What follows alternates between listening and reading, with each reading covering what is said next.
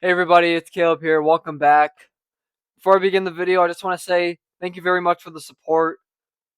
Big 3 subscribers increase in the last couple of days. I'm loving it. I'm glad these videos are finding the right audience finally. Today, we have a pretty interesting topic. I know I was definitely confused when we first started it. It's called an event. So let's get right into it. But before I explain, I'm actually going to the Roblox dev forum and actually read the definition of an event. That helped me, so I'm going to do it as well. So if I go over to the dev forum, which you can just look up, dev forum. So right here, so an events are an occurrence within your game that can listen for and respond to. So then it says many Roblox services and objects have built-in events. So objects. You guys remember that object browser?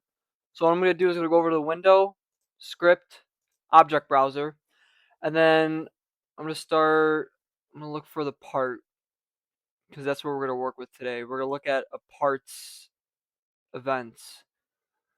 Players, path, part. Okay. So this is just its properties. Remember that? Properties. Or this is its properties, excuse me. These are built-in functions, which we'll go over. These are its properties. You remember these ones? Anchored, C-frame. I don't think I talked about that yet. Color, stuff like that. These right here, these little things with like the little lightning bolt, those are events. So like I said, events are triggered when something happens in the game, and then with those events, once they're triggered, you connect them to a function, and then you can make them do stuff.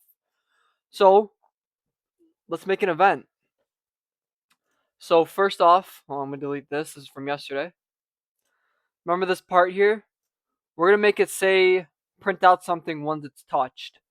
And you're probably like, Caleb, how in the world are we gonna do that? Well, I'm gonna show you. So as you guys remember, we're gonna refer to the part. So we'll say local part is equal to game get service workspace, and we're gonna do the find first child thing that we learned in the previous video. Find first child part. If you guys didn't watch the last video on this, make sure you go ahead and watch that just so you're not confused. I don't want you guys to fall behind at all. All right, we got the part. Now to get an event, it is very similar to updating one of its properties. So remember last time we want to update one of its properties. I say part dot anchored is equal to true. Now the part's anchored. The event is in the same category. I just say part dot, and now I'm looking for the event, which is a little lightning bolt. So we want to say when we run over this part, when we touch it, we want it to print something. Okay. So the event in this is called touched. So that's an event. You guys saw the little lightning bolt? I'll go back. Little lightning bolt, Roblox script signal. It fires when a part touches another part as a result of a physical movement. And there's documentation. There's even examples on it as well. Roblox is amazing with this stuff. But it sends a signal. So right now, we just have a plain old signal. It does nothing. Part dot touched. So we want to connect it to something. And to connect it to something, we have to use this connect. This part gets very confusing. I know I was very confused. Okay, so remember when we were referring to a built-in function like find first child? We use a colon to refer to a built-in function. That's what we're doing here with this connect. This colon means that, okay, this built-in function, that means it's going to connect to a function. And then to actually connect it to a function itself, you have to write the keyword function with another parentheses and go down. This is a lot. I was very confused. There was one other thing on this though that will definitely be. I'm just gonna write it out. Part that hit. All right, let me go ahead and explain this real quick.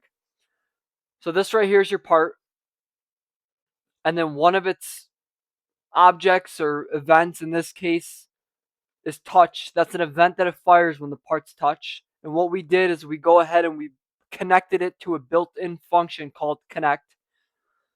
And then we pass through an anonymous function. That's what these are called. It's just a function with a parameter. So that's like similar if I wrote out something like this.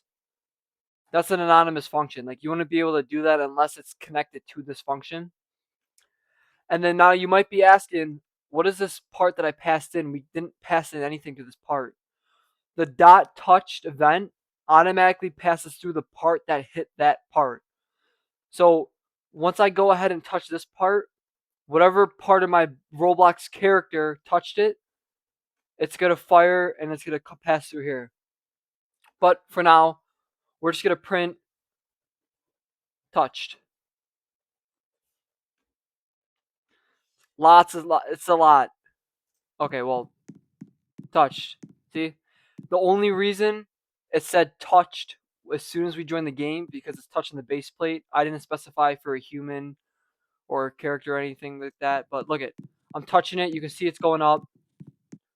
Now I want to show you this. If I print the part that hit or the part that touched, that probably would have made more sense. Part that hit. Let's go ahead and we'll run that.